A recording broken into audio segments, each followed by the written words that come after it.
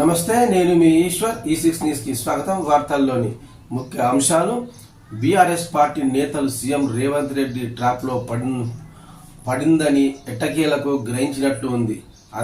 అందుబాటులో ఉన్న ఎమ్మెల్యేలు, ఎమ్మెల్సీలు, కీలక నేతలతో ఫామ్ హౌస్ లో కేసీఆర్ సమావేశమై ఈ విషయమై చర్చించారని తెలుస్తోంది. రేవంత్ ట్రాప్ లో పడకుండా రాజకీయంగా ముందుకు వెళ్లాలని నేతలకు హితబోధ చేసినట్లుగా తెలుస్తోంది. ఇటీవల కౌశిక్ రెడ్డి వ్యాఖ్యలతో బీఆర్ఎస్ కు ఏమాత్రం లాభం జరగకపోగా కౌశిక్ కామెంట్స్ తో బీఆర్ఎస్ పై పెద్ద ఎత్తున విమర్శలు వచ్చాయి. దీంతో ఈ సమస్య నుంచి బయటపడేందుకు బీఆర్ఎస్ తెగ గింజుకుంటుంది.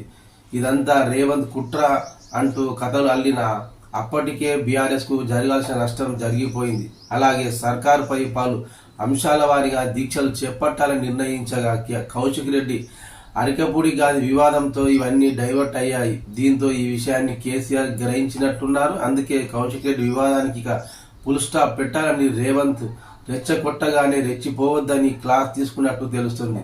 రేవంత్ వ్యూహాత్మకంగా ట్రాప్ చేస్తున్నాడని, అందులో చిక్కుకోకుండా ప్రజా సమస్యలను లేవనెత్తాలని సూచించినట్టు సమాచారం.